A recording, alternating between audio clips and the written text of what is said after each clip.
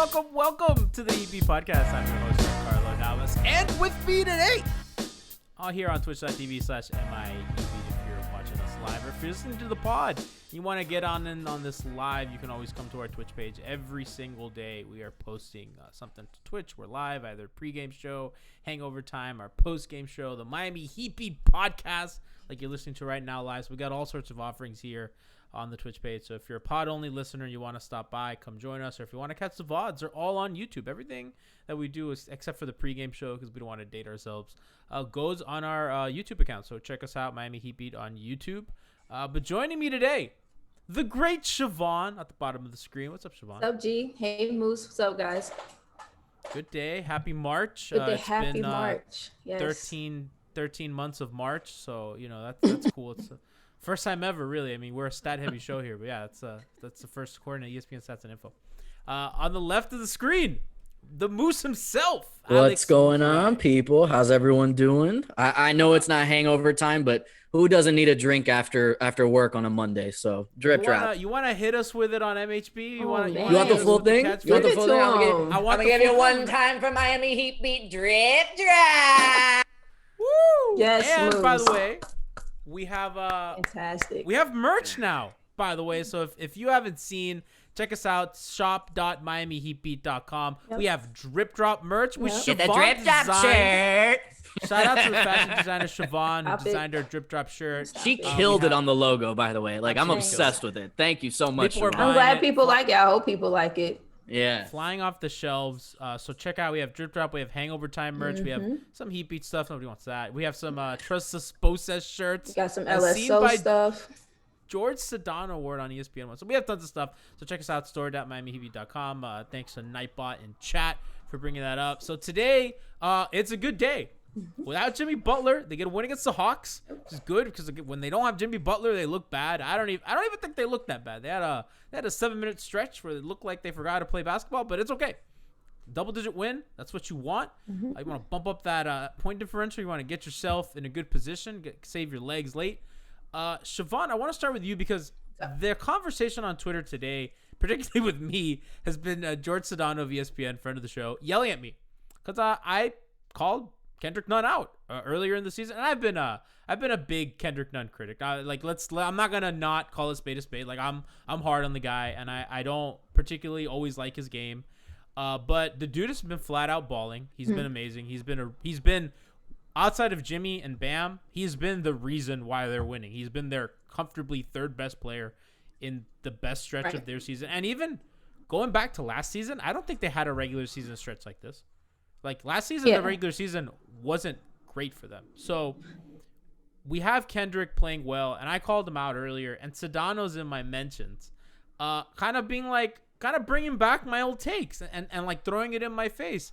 And Siobhan, we were talking pre-show, like if a dude's not playing well, we're not going to wave pom-poms and be like, he'll figure it out. Like the dude, I called him unplayable, and I said maybe hyperbolically he's not an NBA player. And at the time, I didn't think he was. Right. Maybe hyperbolically. But no, on most of that, you're absolutely right. Like you got to be able to be present with what this team is giving you presently. Like I think it kind of ties back to the larger point of, what we were trying to prognosticate we would look like when healthy or not healthy, and all of that type of stuff. But at the time, you do have to be objective and call what is happening, like you see it. And Kendrick had a rough stretch, and we got to be able to talk about it. Tyler's had rough stretches. We've had shout out Alf, has ripped Bam when he's had rough stretches. So it's not like it's not any intentional, any extra malice to just hammer in on Kendrick. But in that same breath, you do have to big up him. Like you said, Jimmy Bam aside, it's not Tyler right now that's that third guy. It's Kendrick. And again, that's important to say. And when he is playing well, he is one of the pieces of depth that also allow like things to work the way they're supposed to. Typically, your depth doesn't really matter unless your superstars are playing well. He is one that allows you to be deep while letting your superstars do what they do because they are freer in workload. So, and he, keeps Tyler on the bench, keeps going on the bench. So, we called it out when it was happening. He was playing bad, but he's been balling. So we'll call that out too. Yeah, I love chats calling me Mr. Negativity. I got that a lot, and like somebody tweeted because Moose, like there was a point in that game where Jimmy's obviously not playing. Goran was on the bench, and I think Nunn was on the bench too. And Bam went a whole third quarter without scoring. And I tweeted out, I was like, "Yo, you're missing your superstar player. You are the max guy, and you go a quarter without scoring when they're taking it to your ass." And I just tweeted out, that shit's unacceptable. I'm sorry. And everyone's like, no, whoever runs a Heatbeat account hates Bam. I was like, Doug, I was saying Bam's a top 10 player. I said Bam was better than Damian Lillard. I'm on record of saying that. But that's like the world that we live in now. It's like you have to choose an extreme. You're either all in on a guy or you're all out, So it's really weird that like they're professionals. They get paid. And yeah, exactly. They're getting paid to play a game, right? You get paid to do a job. If you're not doing well at your job, you're going to get called out for it. Same thing here. It just happens to be a basketball game. And that doesn't mean that we're not rooting for them. It's fucking Heat Beat podcast. The Miami Heat being good is great for our brand. We want that. But, we're going to call a spade and tell you what's going on. What we see in front of us with Kendrick at times was bad. With Tyler, my guy, drip drop at times was bad. Yeah. Bam, sometimes not aggressive. Yeah. That's bad. And it is what it is. Doesn't mean we're not going to root for the guy. Shit, last year when we all had issue with Jimmy not being aggressive enough, the fan base was fucking vocal about that. So it's not pick this one guy and hammer it in. Do you think it's because I guess we're kind of marketed as more fans than analysts, so you think people come to us for a different kind of coverage, and then if we're a little hard on a player, it's like, how dare you hurt my son? That's stupid. I think it's stupid, but I'm wondering where is this coming from? Because if we were looked at as more fans than analysts, then it would make more sense that fans can just feel how they want to feel, right? I feel like the only player that you're allowed to be mad at is Kelly Olynyk, which is a player that I think most of us are not mad at. I mean, he is what he is. I'm getting what I expect out of Kelly, and I'm not complaining about it. I mean, I wish it was better, but he is what he is. In the words of Tiffany Meeks, he all we got. That shit bothers me because it's people. So sometimes people add the Heat Beat account to these giant Heat group chat. Shout out to Heaters versus the World.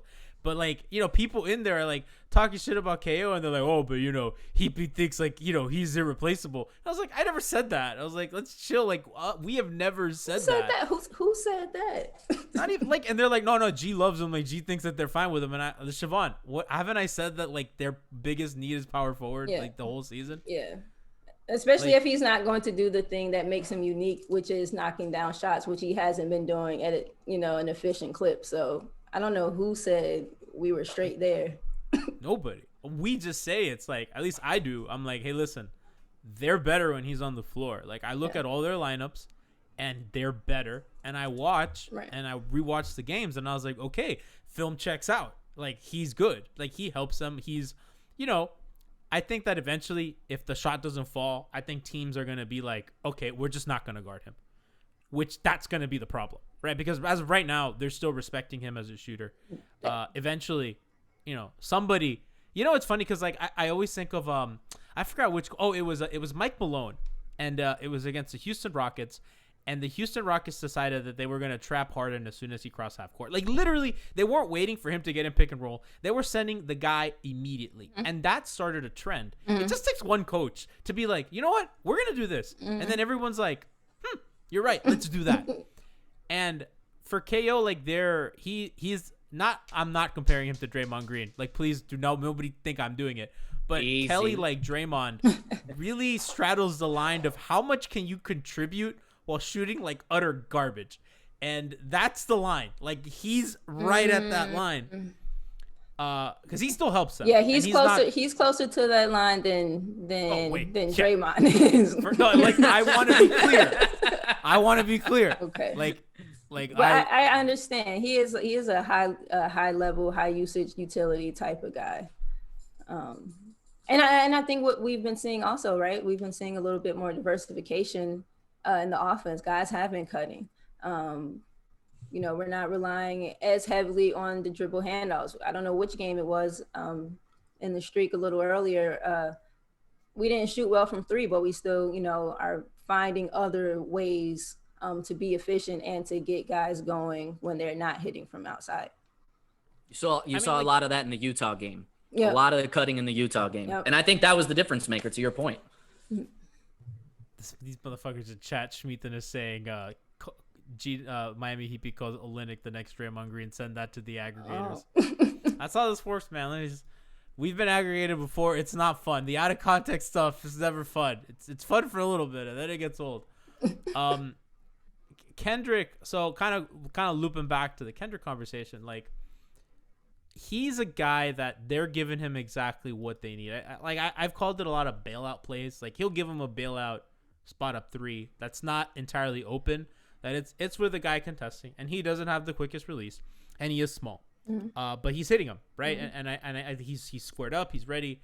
He gives them a lot of those little bailout floaters, which is a great move to have in your toolkit. Yeah, it is. It's just because other than Goran, because Jimmy doesn't really have it, I think Bam's is a little hit or miss for me, but like Kendrick's is like, and Tyler's is a little hit or miss. Kendrick's is like legit reliable. Mm-hmm. So you have a guy that gives you kind of these bailout plays, but if he's not hitting that three, all of a sudden we've seen what the offense looks like. Because I think part of it is he's not like fishing for the pull up as much, which that's been his bread and butter.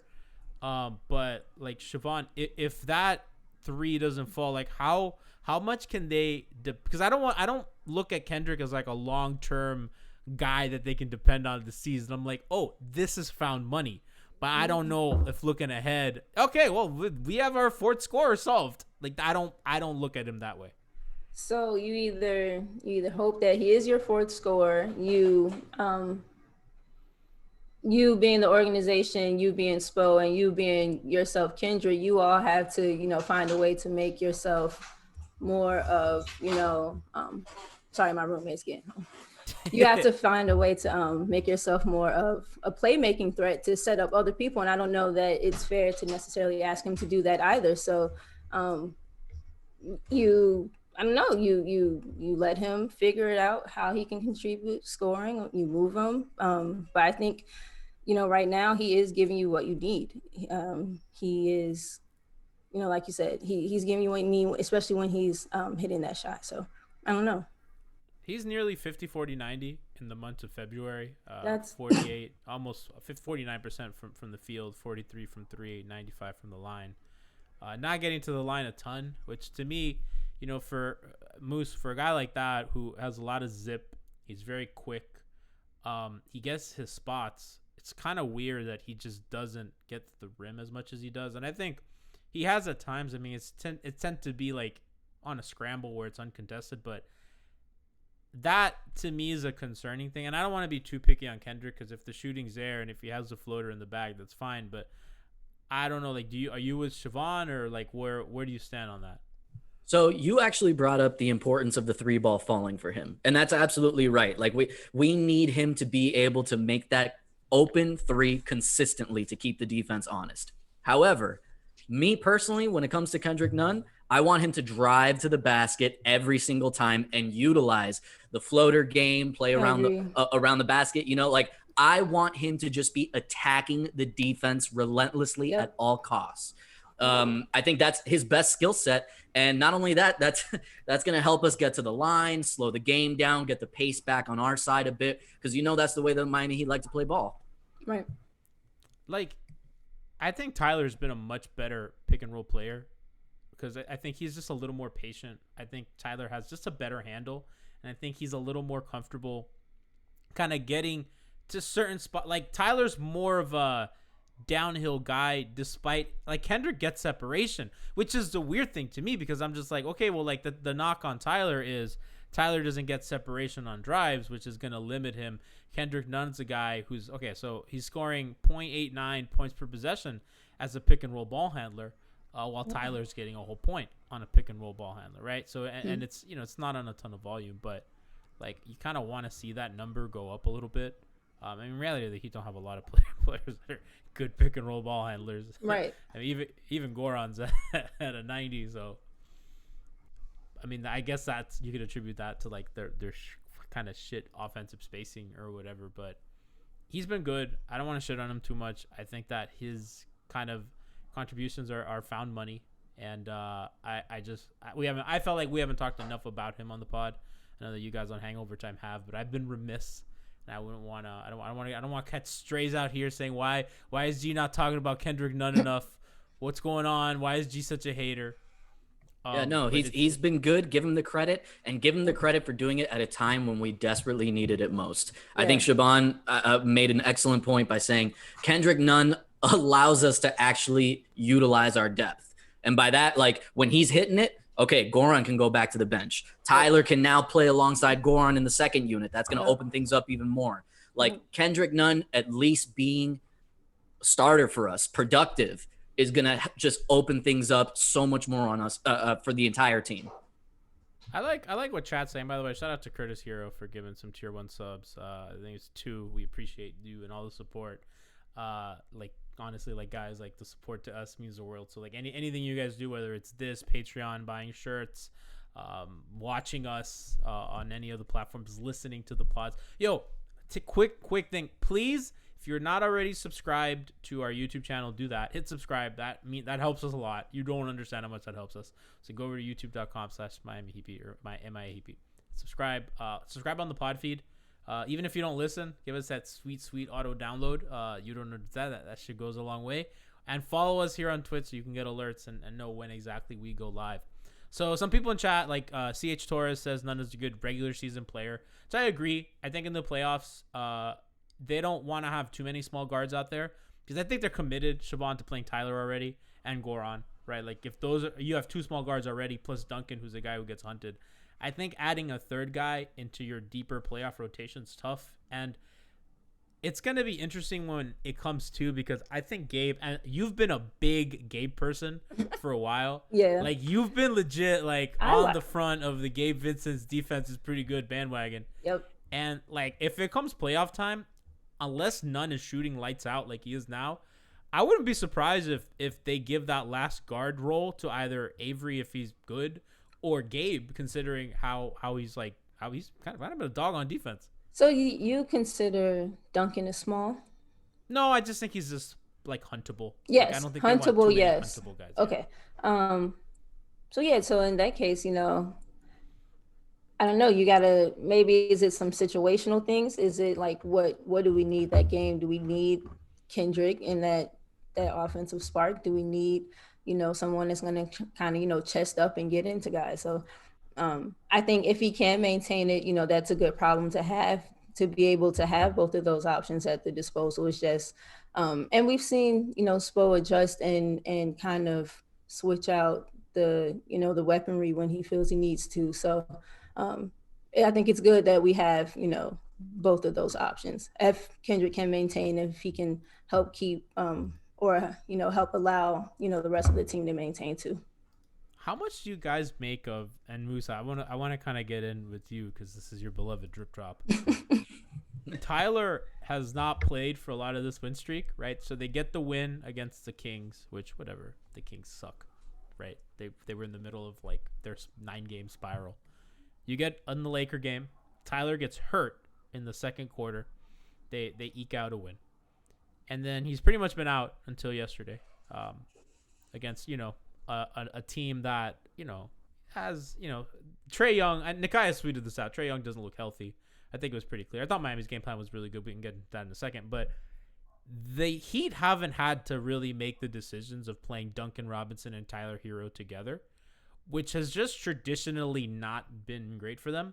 So it's been either Duncan. It's been like Duncan and Kendrick, right? Or Duncan and Andre, right? Like they do a lot of things. And I think part of that has helped their defense. I think part of that has been a little bit, I don't know, am I reading too much into it? Or do you just think that like, no, like Tyler and Duncan are fine. And like, this has nothing to do with this.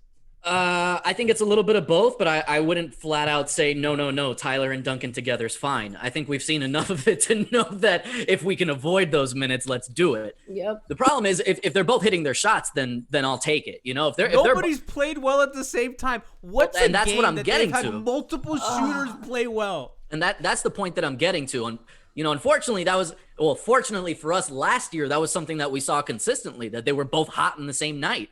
We haven't had that this year so far. So until that happens, I don't think we're going to see them on the court together. And I think Spo knows exactly what he's doing. Shout out to Gabe Vincent for getting those minutes. I've been saying it all year. Marquee player. It's for the best of the team that they are staggered. And it's been that way since Spo decided to do it.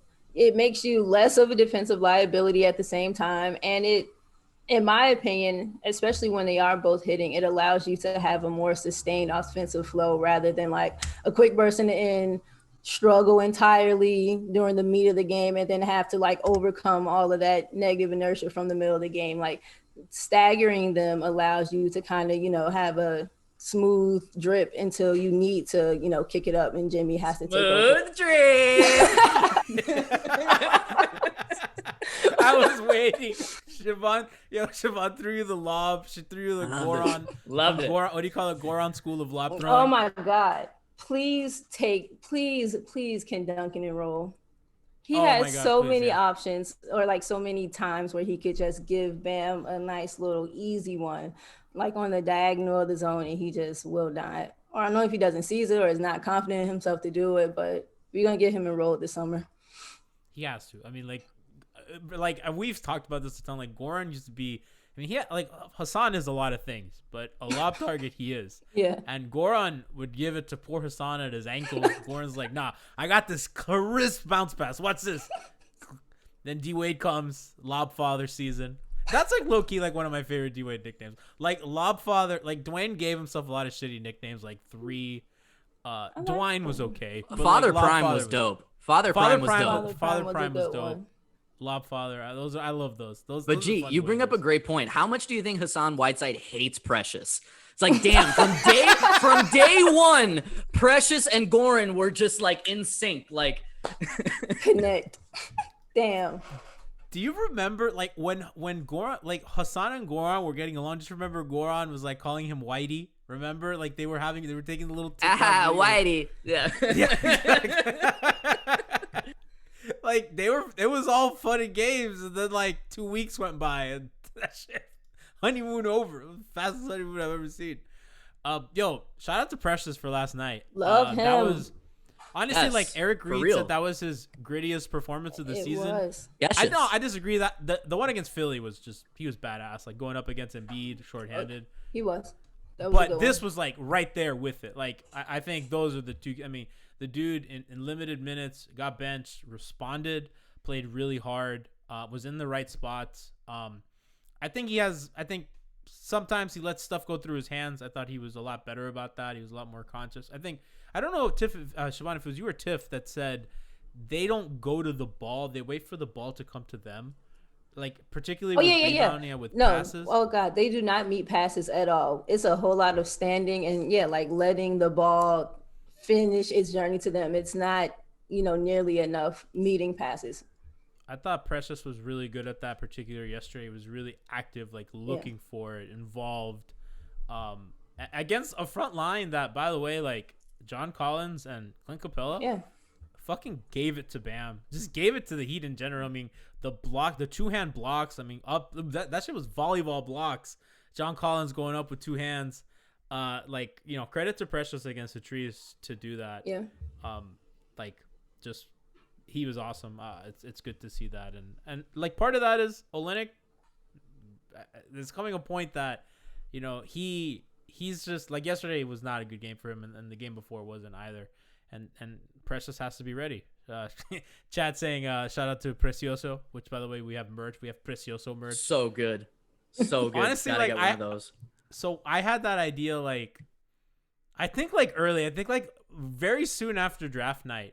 I thought of Fabuloso because we are a Fabuloso household, and I saw the thing, And I looked and I was like, precioso, fabuloso. I go, right, but there's no correlation there. Don't listen to G. There's nothing there. There's nothing there. None. Yeah. I just thought the colors looked nice. Like like a nice purple. It's great. It's the color of your room. Like it made perfect sense. Yeah, look, I have the purple lights. You know what I mean? We love to see it. Purple, yeah. How'd y'all feel that John Collins' tryout went? I thought it was a successful tryout. I'm pretty sure he put a down payment on a South Beach property. It was better than me. How many times in the broadcast did Eric Reed say from Palm Beach County? South Florida's own. It's like, we get it, bro. We get it. You're trying to get in there. Is that on the company ledger? Like, oh, you gotta hammer home that my guy is from Palm Beach. Yeah, he did a good job. I don't know. His audition went well. It was shout at that guy over at Locked On. He said it was going to be mid. It was some Alex Toledo Locked On Heat said he was mid in our group chat. High octane mid.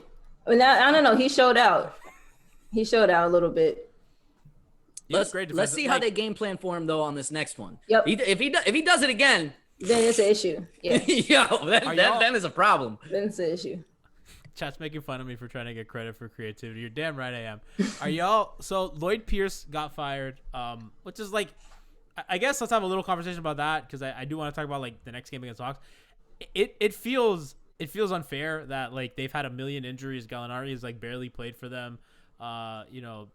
Hunter just got hurt, right? Like they have not been healthy, and I think part of it. And I saw Chris Herring tweet about this as well. Like, the Hawks were not ready to contend for a playoff spot.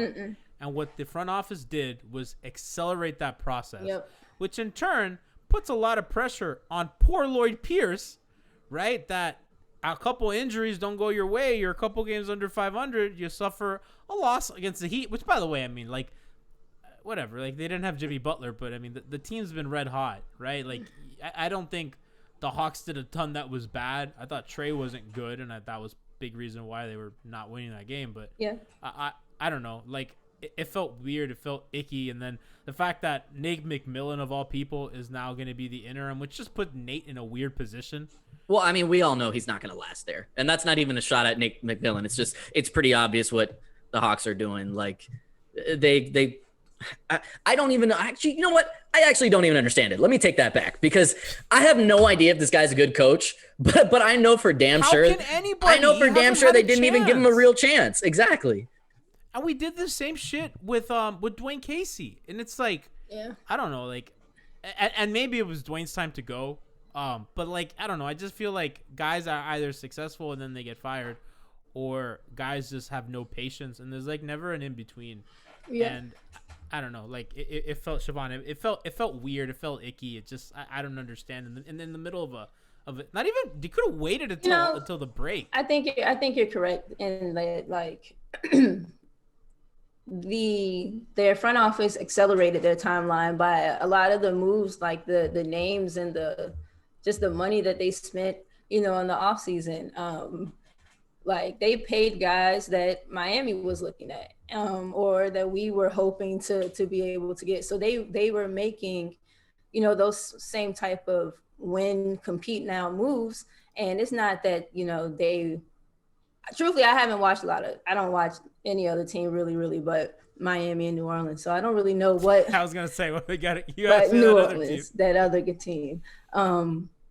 But yeah, I think you're right. I think it was a lot of it's a lot of unfair pressure considering what type of season this is, injuries, COVID, all of this type of stuff to just like give a guy the oust, after, kind of dumping all these heavy expectations on him, it's 24 hours after Black History Month too.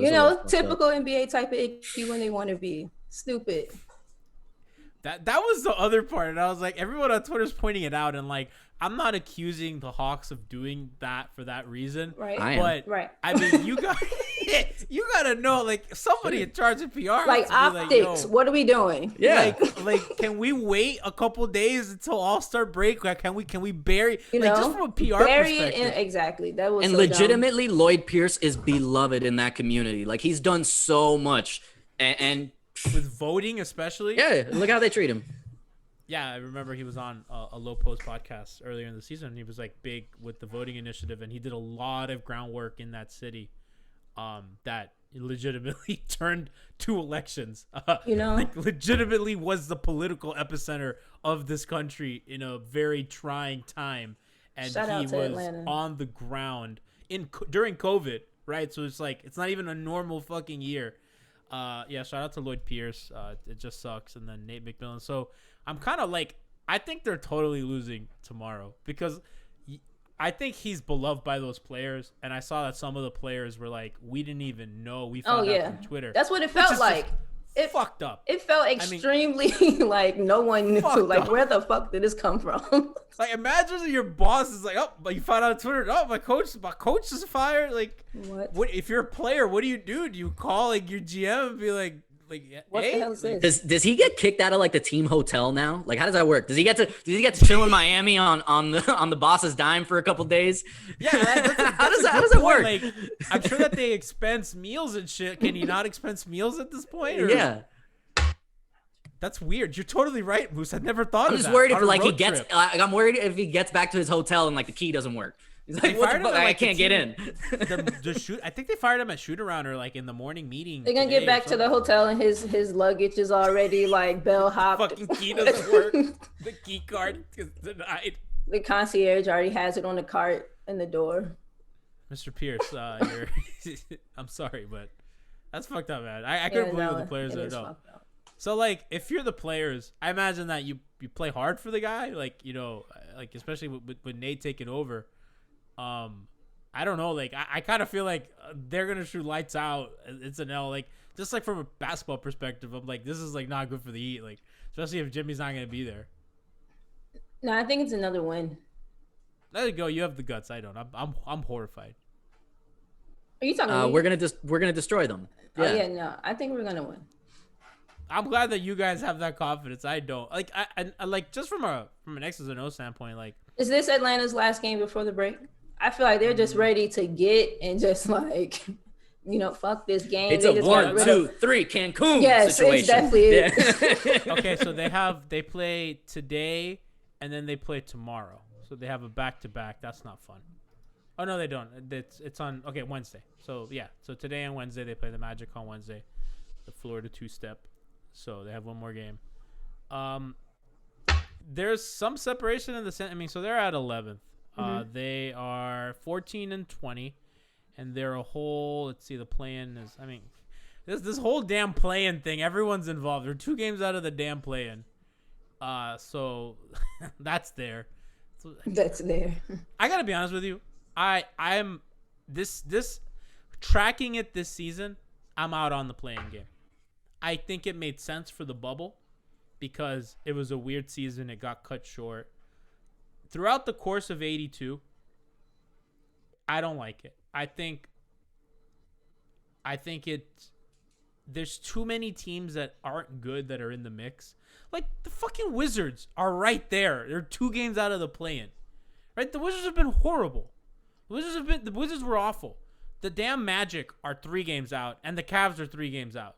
Like, only the Pistons, who are like 9-25, you know, are not in it. I don't know. I'm totally out on that. I think it kind of sucks.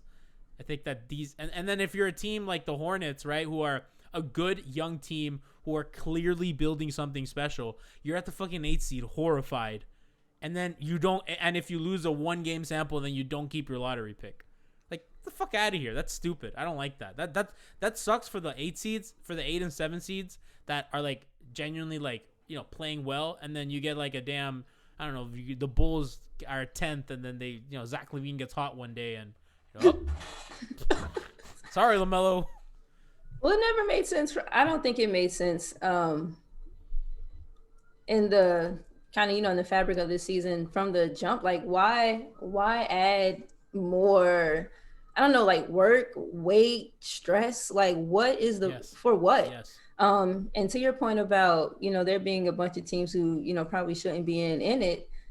I don't know that that's necessarily a function of the play-in game, but that's, you know, that's that same East versus West Coast conference conversation that's always had anyway, that the Agreed. East is, and that's a different it's conversation. it is a different conversation, but the teams that you mentioned, as far as being trash or not as good, but still in the mix are, your Eastern Conference teams, and they're going to stand to have, probably worse records than your Western. So that, I think, it's a separate conversation exclusive of the play-in, but I do think the play-in is stupid. So like I'm actually against both of you guys on this one. Like I don't think that you're necessarily wrong in the sense that like the play-in thing is bullshit for 72 games. I think that's fair. But I think just if I'm to give like the average fan's perspective, those last couple games, that's going to be fun to watch regardless of how shitty the teams are. Like it gives more, more shit for TV and all that. Like I understand why they do it. And I'm always someone that like I want every single game in those last 2 weeks to be meaningful. So that's kind of what that is. I think so if we're going to like look at the positives, like I think one of the good things, and like, Tiff in chat is saying it's about money. Of course. Cartelena saying it's all about money. What's up, Tiff? Yeah, so that makes sense. And I think that part of it is a built-in anti-tanking mechanism, right? So if you're if you're the Bulls, right, you're just going to be like, I can mail it in, but, I could try to win some games, and, whatever. If I'm 9th or 10th, who cares, right? We're trying. We have a chance. I think it makes more sense when there are fans in the building. I think for a team, I don't fully know how the television sharing revenue works for playoff teams, but I know, if you're the Bulls, okay, I want some fans in the stands for the playoffs. Yeah. We have an exciting player in Zach LaVine, and if you're the Wizards, same thing. It's like the Hornets, Bradley Beal and Westbrook. Yeah, the Knicks. Exactly. Fuck the Knicks. The Hornets. The Hornets. That's good for a young team, and you get. I mean, like for them, I think it makes more sense because, like, okay, they're doing this organically, right? Like I know that they signed Gordon Hayward, but I mean they're like legit, like really, like pretty, like I know they're a game below 500, but like a pretty good team. Mellow. On the West, you have the Pelicans at 11, 2.5 games out of the play-in, and then the Thunder 3 games out of the play-in. So that's a little more spread out, but like still, like the Thunder haven't been good this season, and the Pelicans, sorry, Siobhan, they've struggled, right? They've first-year head coach. Wow. It's been surprising. It's been struggling, and then we see them on Wednesday. But Zion's really kicked it up. So yeah, I don't know. Play-in, I'm kind of out. Also, like as a team that like tends to be in the trade market, it's kind of annoying because every team is fucking in it, so nobody wants to sell. I was like, damn it, just sell your bad players. Sell your players to us. We need them. We need help. Reinforcements. Kings, by the way, 1-9 in their last 10. Hey. Harry B, looking pretty good. I'm just saying, if the Kings want to sell, I'm just saying, there's some availability there. I like that. Just saying. Just keep an eye on what's going on in Sacramento. So looking ahead to tomorrow, Heat Hawks. I thought, Siobhan, the traps on Trae Young were interesting because he's seen traps all year, and teams have done that a ton, and they're like, okay, we're just gonna take the ball out of your hands. And he's led the league in hockey assists, secondary assists. He's been really good at beating them. He sees them early, and what he does a lot is his guy will come screen and he'll slip, and they run a bunch of fun action, or motherfucker pulls up from the logo. Right. And that's just in his bag, and like really, like you're never gonna get a good contest on that, because why would you jump out at that on the low, right? Mm-hmm. If he's gonna hit that, as a defender, Moose, you're laughing. It's like, yeah, fine. I'm laughing, but I also I wish I just had that game and confidence, like just from the logo. Did you guys see LeBron pulled up from the logo? Yes. They were playing the Warriors. Yeah. And he hit it. And I was like, he did that for one reason and one reason only. I mean, yeah, he's been doing that though. Or trying. Yeah, but he wanted to do it against Steph. Of course. I think he knows exactly what he's doing. Yeah. Did you see Steph's comments after the game? Did you see Steph's comments after the game? Mm-mm. Oh my God, hold on. They were hilarious. So he's talking about,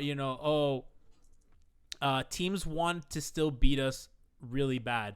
They still have memories from us the last 5 years. Oh shit. Obviously, the person they're playing, I'm like, Steph will not take that L. That is fantastic. I love it, dude. He's great. He has a little mean in him. He's like all cute and shit, but he has a little mean in him. He's a little asshole. Like CP3 very gets that rep, so. but no, because he is. Like, I love him though. Yeah. I love him. He's a dick, but I love him. He's the best. So kind of looking. So I think the Heat are gonna stick to that kind of game plan against the Hawks. I think kind of that's what they've been doing against guards. They really don't trust Nunn and Tyler and Goran to stay in front of dudes. Trap, recover, kind of send help. I think the help's been good. I thought the defense held up surprisingly well without Jimmy. Shavana, what do you think they're gonna do with Collins? Because that became a problem when they put him in pick and roll, especially when Bam was the on-ball defender on that. They had no help. I don't know what the answer is. That's kind of a problem that I don't know the solution to. Well, I feel like there's no one else really on that team. Like Gallo's going to give you a bunch of impactful points, but maybe John and, Trey aside, I don't know that there's anyone else that's really going to be the ones to necessarily be the individual to kill you. So, right. And so I guess, I don't know, you stick with the game plan of not letting it be the Trey minutes that are the ones that kill you. And maybe you just let John play in space, let Bam, face him up. Yeah, I don't really know, but it did start to become a problem operating in that, middle of the floor area. So I don't know. They got to figure it out. Because, you could put Andre on him, right? But now you have a smaller dude on John Collins who is a more willing guy to post him up. And I think, ultimately, if you get a John Collins post up in an offense that has Trae Young, that's a win. I think that's mostly a win. But also, Andre's given up, quite a bit of size there. And, you're going to have to send help. So, and they do have shooters. So I have some trepidation about that. I think that's not a matchup for KO, which is kind of weird because you'd think that, a team with two bigs would be a little bit better for him. It's a different type of big. John Collins is far too athletic to be a good matchup for KO.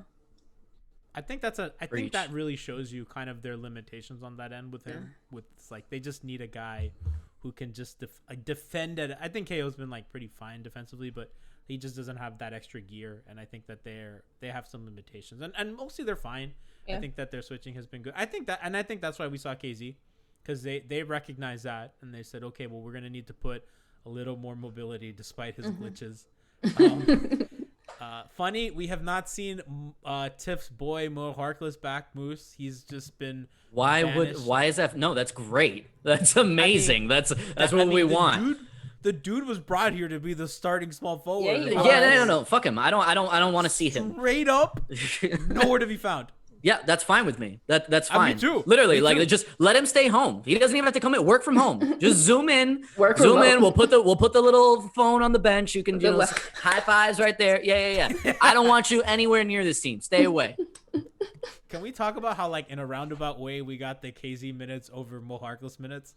He got the win on that. It happened in a weird way. It's not like KZ's playing a lot. I'm not taking that victory. I mean, we gotta take what we can. It's always Siobhan's I'm not associated with this. No, I mean, I don't know. Pregame show, shit. That was a whole month of programming for us. I mean, KZ turns out to be a better option. I think I felt that way from the beginning. I felt his glitches were, a lot of those there, but I think he offers you incrementally more than Mo does. I can't believe how bad he's been. He was a functional NBA player, and he's just not. That shit just went fast. Let's be honest with you. How often does that happen? That you're just a dude that's playing reasonably well, and then all of a sudden he's legit he was unplayable for a team that couldn't win a fucking game. I think the only other time that I saw that was in the movie Space Jam. That's basically it. But that is what's happening to Mo Harkless right now. But who would want to steal Mo Harkless's talent? Who's him? I want that. I want the ability to not shoot. Man, 2.1 points per game. Shit. Sit at the end of the bench. Rebounds. Let's go. Give me them cornrows. Yep. I mean, those ones. Siobhan, I think you can Mo Harkless is averaging 1.2 rebounds. Don't do that. I think you would out rebound Mo Harkless. I think so. That's. I can get you one. I promise you, I can get you an NBA rebound. I feel like at least by sheer power of will. I'm trying to think of scenarios like long rebounds, hard break off the back iron. I'm long. Yeah, I can get you one. Those look like the hardest ones to get. Those like off the threes that like bounce out, because like when you're under the basket, you know, you have a timing, right? So like you're expecting the bounce. I think you know when that bounces like that fucking weird acute angle from the rim, and that's like that looks, and that's I think where the Heat have struggled rebounding, but I don't know, those look hard. That was a very random aside. Nah, if you're stationary and you're like rebounding motion, you're probably like, you can't already be planted before you see where the shot is coming from. Like you can't make up your mind where you think it's going to go. You got to be aware of where it's coming from and like force angle. It's I don't know. I guess it's hard. I think it's fun. So, because we have to give a little bit of Mo Harkless. One last piece of Mo Harkless Sander on our way out. Mo on the season has 12 points, 12 fouls, 7 assists. Sounds high. Probably more than Hassan this year. 9 total rebounds. So he has 9 rebounds in 10 games. He has 4 field goals. How many 3-point? He's made 4 threes. He does not have a 2-point field goal this year. He's 0 for 2 from 2. So Mo Harkless is shooting 0% from 2 this year. Still, 50% 3-point shooter though. He's 4 of 8. I'm stunned that he's 4 of 8. Stunned. And those are his points. So say it, but 12 points, 12 fouls, no 2-point field goals. That is like a fucking calamity. That's what 13 million get you. They look, these people are like, we could replace Jay Crowder. We got this. We got Mo Harkless. DJ, who needs him? God, Derek would be so helpful here. God, and I'm not a Derek fan. DJ is exactly what we need right now, though. I mean, really, we need length. Yep. Rangy, athletic, good motor, great motor. Didn't mind playing defense. Understood his like offensive limitations. I think Derek fucking would played. Help. He would give them kind of a vertical spacing, which I think they've replicated with Precious, because off the bench, like Derek lately they've been getting that. I don't mind. Like, obviously I don't think he would be. I think he would play a little bit, but I think he'd probably play in those like KO at center lineups, and they'd probably use a little less Andre, which would be fine. But like I think a lot of fans blame them for letting him walk. I don't. Oh no, you can't. You knew he was going to get paid. Like everyone, we all went into the offseason fully expecting him to get paid, and I'm rooting for him. He's been great in Portland. He's been really helpful. Love that guy. Yes, he has. He's been fun to watch. And Dame is obviously a guy that you want to be with. Like that guy. That guy's Culture West. Absolutely. Like, cool. Culture for real. West. Yeah. Yeah. That's how you know Hassan's fucked, because like Dame like Hassan was here and with Lillard. And if you don't work in either place, like that's a wrap. It's a great point. The Spurs, and that's it. That's the trifecta. Spurs won't touch it. No. Well, I think the Lakers might. I think if he's gonna end up with the Lakers. LeBron's been recruiting him for years. He has good. Okay, I've said this forever, Moose. I think, and like I have a long history with Tyler Johnson and hating Tyler Johnson's contract. I think that Tyler is a perfect guard for LeBron. Good hands, plays defense, goes to the basket hard. I can see that. I can see good that. Shooter, defends. Hassan is also a great big. Hassan's hands are great. Hassan has awesome hands. He has a soft touch. He's just a little bit of a dumbass, but he has exactly. I think that's the statistical analysis. He's just an idiot. I think he has good instinct. I think he legitimately has feel for the game. For block shots and rebounding, yes. Like that is a legitimate touch. That you can't teach that. He has good hands. I think he's generally in okay spots, despite kind of everything else that he does work against it. Siobhan looks like I'm not giving him that much, because for all of that good, like he just wouldn't. Oh God, Hassan Whiteside is one of my most least favorite players in the entire NBA. I got like a top 3, and he's in there because like he just wouldn't give you like he got. Oh, the whole story of Hassan, like got the money and then just started to shit the bed. Like all that motor, all that went away. Like what good is the touch, the finesse, the this or that if you're not willing to like display that shit every night? I cannot stand Hassan. Imagine if Precious had Hassan's size. That's it. Yeah. That's what we need. Backup center for the Kings. Oh, just a pair of shoulders. Savage. Schmieden in the chat says Harkless and Myers have had 22 points total this season. Strus had 21 points in a single game. It's funny. Shout out Strus. Mr. Fourth Quarter. Too much. So I don't know. We're all. Let me tell you something. The broadcast this season has been really funny. I know that Spawn, you don't always watch it because you watch out of state, but between the karate calling everything situation, Eric slandering people, and then with the Moose, what did he say? Yeah. What was the thing that he said? Precious yes. Precious yes. He's just given up. he's just. I like Precious yes. I like Precious yes. I like it. I'm happy for him. But yeah, the broadcast has been something. Let me tell you. I miss Tony a lot. I miss Tony when they would do like that back tap the other day. When Jimmy Butler didn't know where to back tap, where was Tony to explain? Where? Looking at stats. Looking at And with that, I think we'll leave y'all. We're running on time. We want to get y'all to your dinners and your basketball games. I think the Pelicans play soon, right? Yep. We have games tonight, 8 o'clock. We appreciate all y'all support. Remember to subscribe to the podcast feed. Leave a review, please. It helps us a lot. Like I'm gonna be out here begging. Like my job is like a beggar, right? Like Hangover Time and Alf and Siobhan and Tiff and Moose and Solana and Brass. Everybody uplifts me. Joey. So my job here is to beg, to subscribe to our pod feed, to subscribe to our YouTube channel, to follow the Twitch account.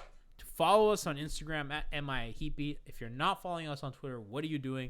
At MIAHeatBeat on Twitter. At MIAHeatBeat, at StreamBeatPod.